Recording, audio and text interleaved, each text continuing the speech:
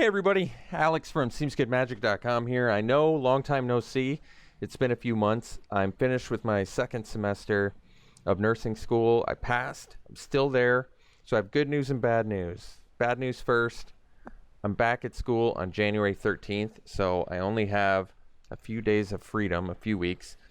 I'll try and record as much as I can in that time, but then it's going to be some more downtime during that semester. Next semester is definitely notoriously the most difficult one in the program, so it's going to be challenging, so I really will not have time to record during that time. But of course, I'm never going to abandon this channel, and big thanks to Jamie Rigotti for Jamie Topples for giving me all the videos she did over the time to put up on the channel, so you guys have something to watch. So I don't have any experience with Throne of Eldraine draft because I just did not get a chance to do it during the semester, but I did put together a standard list that I brewed up, and I'll do a game for you guys. And I thought if you wanted, you could leave a comment on maybe stuff you'd like me to do, record over the next few weeks.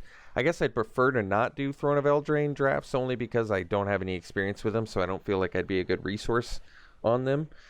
And at this point, it's kind of like everybody's done it, so they're going to understand it a lot better than I do. It feels weird to start from scratch this late in the format, but I don't know, maybe you guys would still want to see me do it. Either way, let me explain my standard list a little bit. So this is basically a deck that tries to abuse Great Henge. This Great Henge card is really fun to play. One of the more fun cards I've played in a long time. I don't think Standard is very super fun right now. Like, you've got the Simic Flash deck, you've got a couple variations of Cauldron decks, you've got Fires of Invention, of course, and then you've got, like, aggro decks that abuse Embercleave. That's about all that I've seen, really. Not that many brews out there right now, but this one, basically, you're looking for a turn 2 ramp creature. The entire deck is creatures, if you haven't noticed already. So you really maximize that Great Henge value. We still get removal in the form of Plaguecrafter, Cavalier of Night. Rankle, to a certain extent, is removal as well. Sort of the weirder cards in here are like Storev, which really isn't played much at all, but I think it's a cool card. It's been playing pretty well for me. It's got great synergy with Plaguecrafter. You can pre-combat Plaguecrafter, attack with Storev, and get it right back. So basically you can just make them either sack a creature or planeswalker or discard if they don't have any creatures left. Thrashing Brontodon is a very important creature in the format right now, since it deals with really problematic cards in all the tier 1 decks. It deals with Fires of Invention, it deals with the why is the name escaping me, the Witch's Cauldron or whatever it is, the thing that sacks the cat, and it deals with Embercleave. So basically all the tier 1 decks it deals with part of their engine or most powerful card. So, and it's a 3/4, so it survives Deafening Clarion. It's just a great card. It's a really great card in the format right now. Questing Beast, of course, is a house, takes games over quick. Burglar Rat's a little bit weird in here, but I like how it plays with Great Henge, making them discard if they have 1 or 2 cards left. You get to draw a card off of it. It also, if you don't have Great Henge, has random synergy with Lovestruck Beast, allowing you to still attack. Lovestruck Beast plays really well, giving you an early blocker or attacker if you need it. And then it makes your Great Henge 4 cheaper. So turn 4 Great Henge really just as a game flipper. And then you've got Cavalier of Night, just great value on this. Lets you deal with any creature. So I found it's a really fun deck. It wins. I mean, I don't know how often it wins. It does okay in the format, but we'll do a quick game of that. And I look forward to hearing from you guys. I know it's been a while, so let's do a game. I'll see you in a second. All right, we're in the game. We've got a good hand. We're going to keep it. So, see what we get off this Temple. Spawn. Yeah, I'm cool with that. So, we'll do a turn 2 Incubation Druid into either a turn 3 Storev or turn 3 Spawn. Playing against red, so Incubation Druid could get toasted here, but that's alright. We still can play Thrashing Brontodon and Burglar Rat even without the help of Incubation Druid. I imagine it gets shocked if they have it. Well, Could also Bone Crusher Giant it. Those are highly played cards right now. I'm actually okay seeing that. That's kind of cool. So, yeah, choices here. We can do... I can't play this untapped, so we want to play the Forest. And yeah, we can do the Storev or we can do the Spawn. They're both pretty good.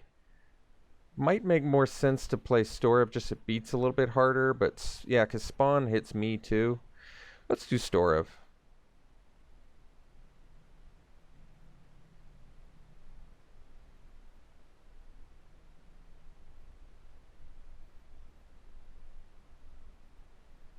They do have the deal 4 damage spell at their disposal that would deal with him.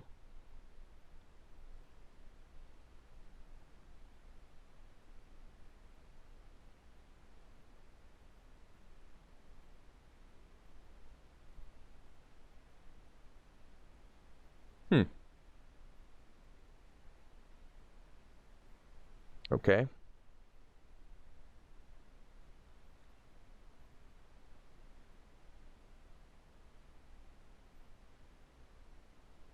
And a Scorch Spitter. Okay. See if they're going to empty it and do it.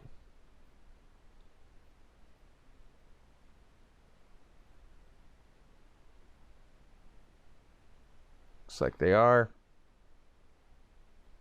Well, if they have any cards left, we'll be able to Burglar Rat the rest of what they've got.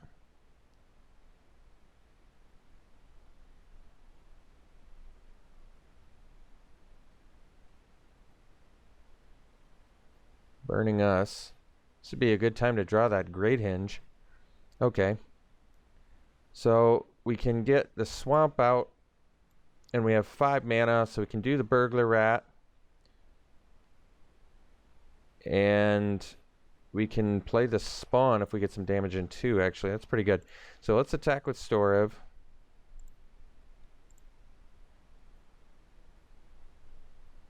Alright, they're just going to take it. So we'll play the Burglar Rat, and we'll play our reduced cost Spawn of Mayhem here.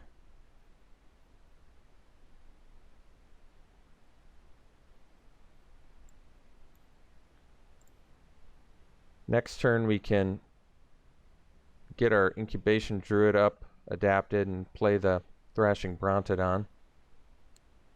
It's a lot of runaway Steamkins.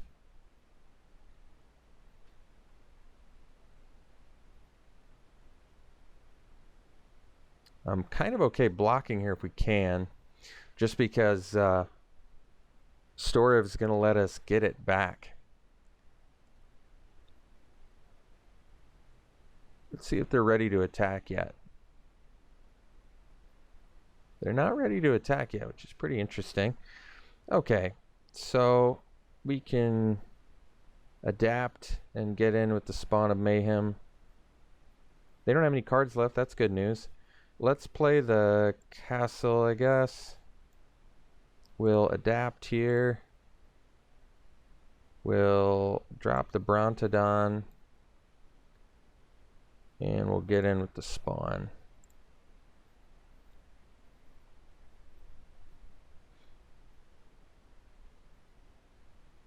Alright. Oh, they got the Embereth. Okay.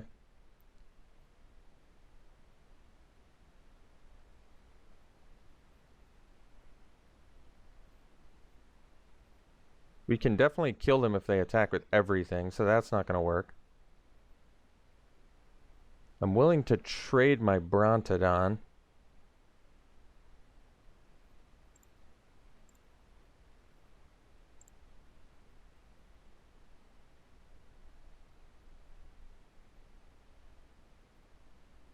Alright. Still looking in pretty good shape here.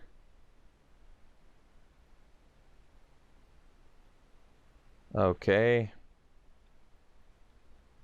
Well, I don't really see the need to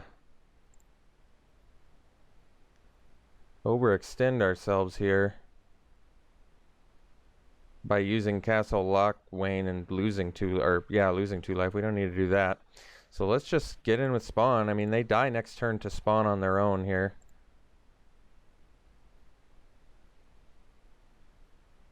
So they're going to have to deal with that.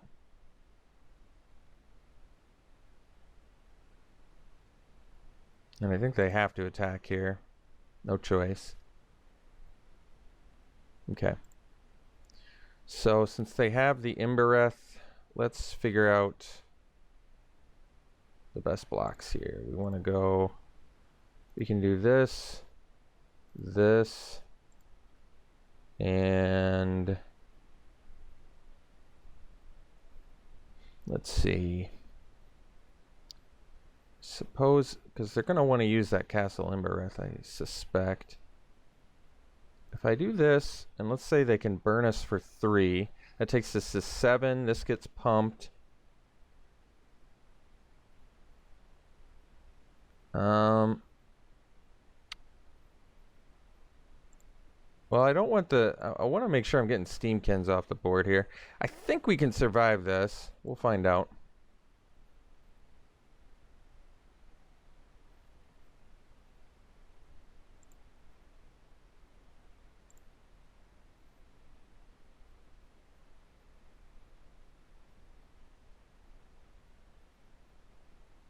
All right, cool. Well, I'm glad I could showcase the deck a little bit. We played against red deck wins, so not the most impressive deck. But yes, good to be back, guys. I know it's a quick little video. I just wanted to say hi, check in with y'all, let you know I'm still alive. I'm definitely still alive, and I miss recording as much as I used to for SeemsGoodMagic. So can't wait to hear from you guys. Hope you're all doing well, and let me know what you're interested in seeing.